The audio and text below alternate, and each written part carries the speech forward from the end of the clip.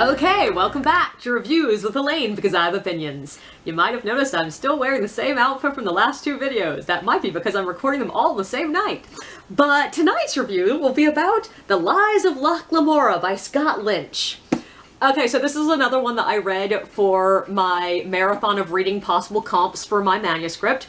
And it is one that multiple people suggested to me. And I can definitely see why. Even though it is technically a hair too old, but I'm hoping that the later ones in the series might work. But this book is perfectly to my taste, which means that a lot of the tropes I tend to include in my own writing are in this book. So The Lies of Locke Lamora follows a gang called the Gentlemen Bastards in a city called Camorr. But the gentlemen are not petty pickpockets or simple cat burglars. They are fraudsters of the highest caliber, able to fit in any of the dozens of drastically different neighborhoods and social classes in Camorr, able to pass as anything from a petty cut purse to foreigners to nobility. And they are so good at what they do that they have more money than they could ever need. But that doesn't stop them from running another game, tricking a Don into turning over half his fortune to men that do not exist. But their game is more dangerous than it appears at first. In Camorr, they don't just have to face the normal policing force called the Yellow Jackets. There's also the mysterious Spider and her Midnighters, who are the Duke's secret police force, and the Kappa, the man who basically is in charge of all the gangs in Camorr.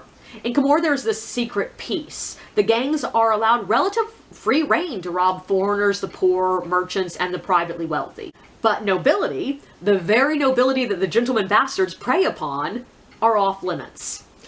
Between the Yellow Jackets, the Spider, the Kappa, and a new figure called the Grey King, who has been attacking gang leaders all throughout the city, the Gentlemen Bastards may be at the end of their luck. So hopefully my comp video will have come out by the time you see this, hopefully. But still, yeah, I think this one really might work as a comp for me. On tropes, my book has a lot of the same story elements in common, and a pretty good amount of the style of writing is comparable.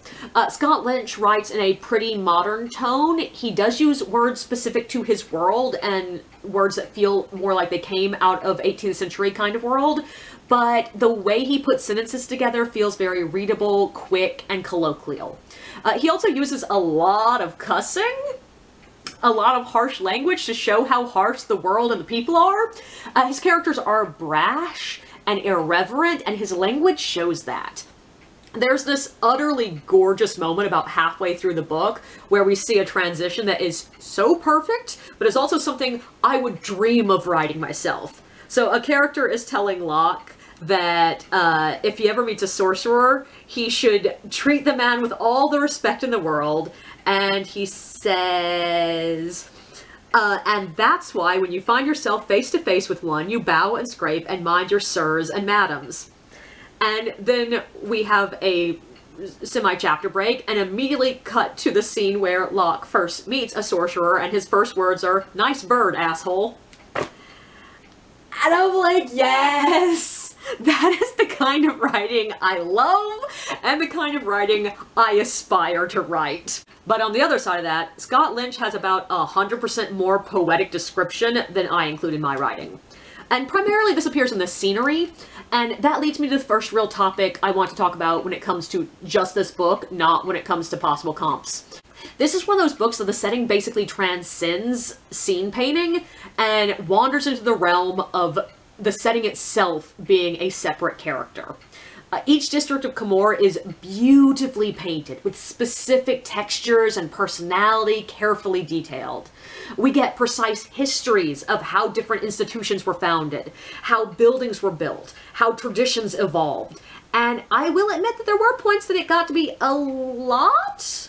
Especially moments that the action of the story was progressing relatively quickly and swiftly and dramatically, and then we just stop for a 2-page description of a temple on the other side of the country.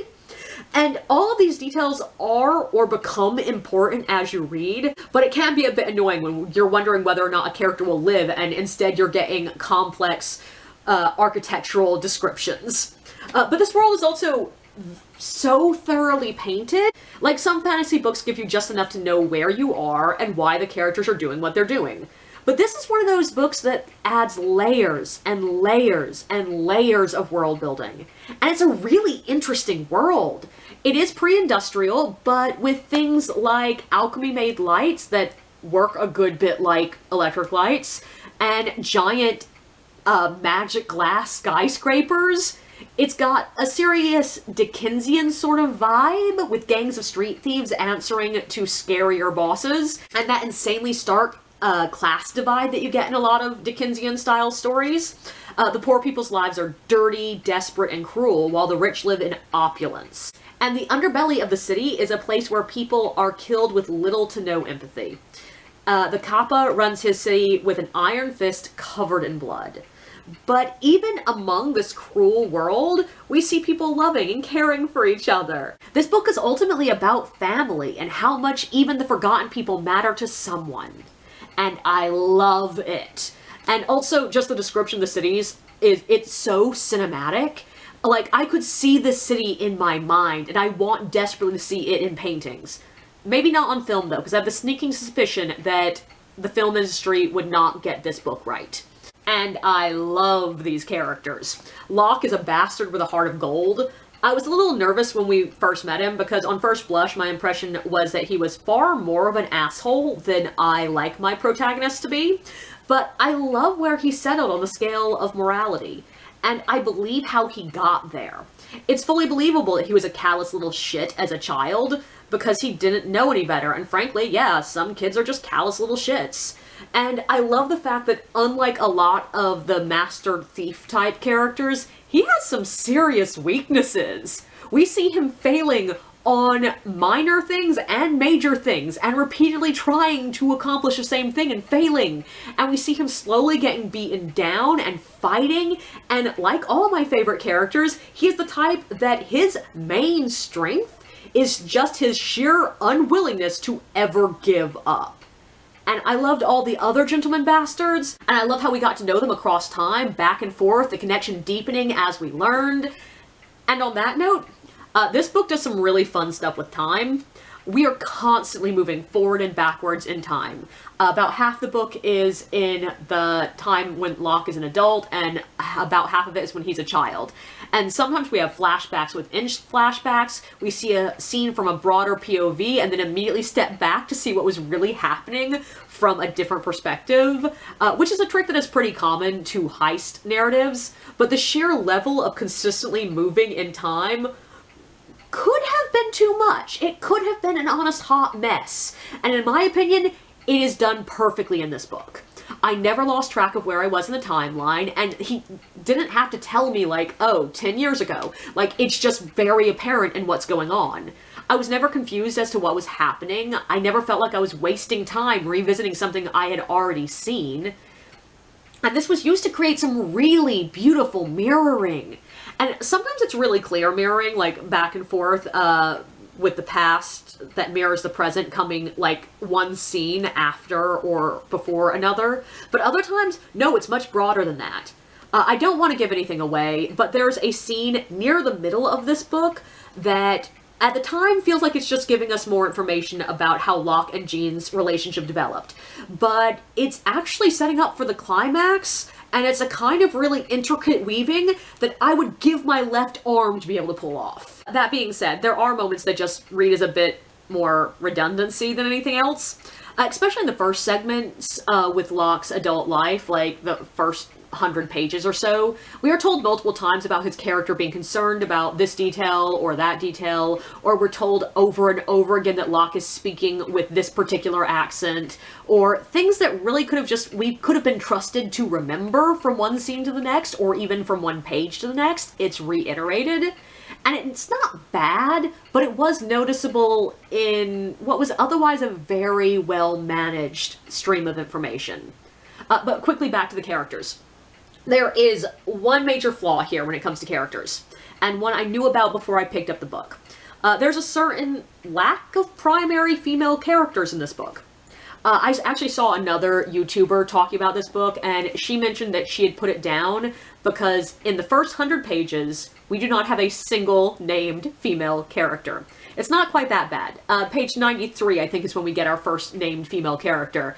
And it didn't really bother me, because though they are all secondary or tertiary characters, the female characters that we do get are great. They are intelligent and strong and feminine and bold. And yes, some of them get killed, but hell, a lot of characters die in this book. And yeah, the boys, when left alone, talk about sex in a very objectifying way, but it's not to the point that it actually bothers me. Especially when we are then shown some of these same objectified women, and they are powerful figures in a very dangerous city who choose to take their fate in their own hands.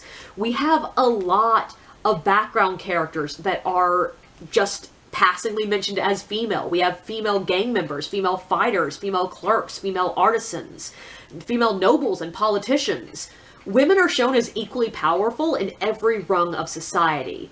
And, like, yeah, those characters aren't a major part of the book. But I don't think every single book in a library needs to have, like, endless supply of strong female lead characters. It's okay to have a book whose primary leads are all male. And yeah, could the author have changed Bug into a female? Sure. They could have. They didn't really need to. But my one problem with the female characters is Sabetha. Spoilers ahead, she never fucking appears. She was such a clear, like, hint from first moment that she is going to appear. She is referenced so damn much, and she's just always not there.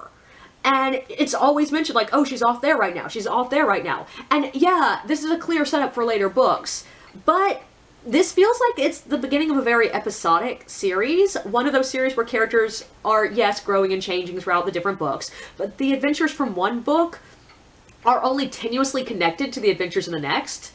And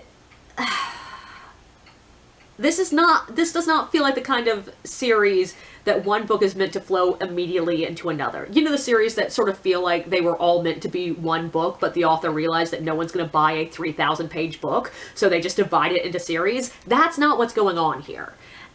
This book has a distinctive end that if you want to choose it to be the end of the series, you can.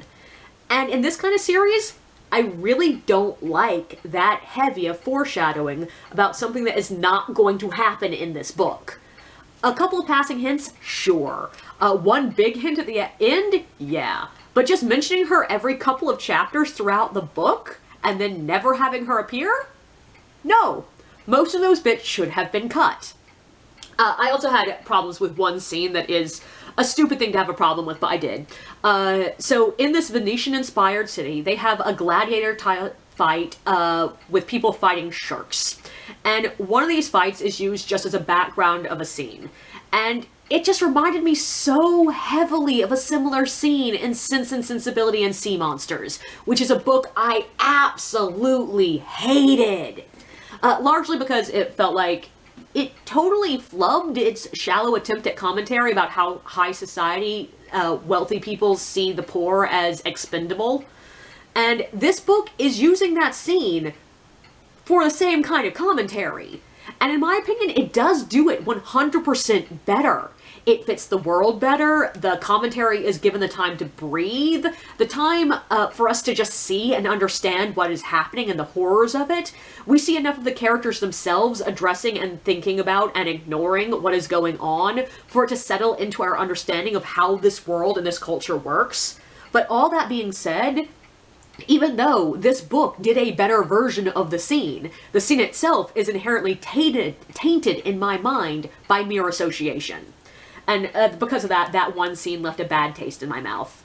But also, without saying anything too spoilerific, I fucking loved the way the ending in this book is handled. It is a story that's very much centered around vengeance and the drive for revenge, and it doesn't go the way of the trite, vengeance won't make you feel better. It is so very honest with all the emotions involved, and also all the questions of ends and means and cruelty and violence, and it was just a much more honest and emotional end than I expected in a book that was about 60% fun heist book, 20% setting porn, and 10% mafia drama. Overall, I absolutely loved this book. This is another one that the second in the series is already on its way to me, and not just because I think the second one of the series is far more likely to be an acceptable comp for me, but also just because I want to read the rest of this series immediately. I loved it.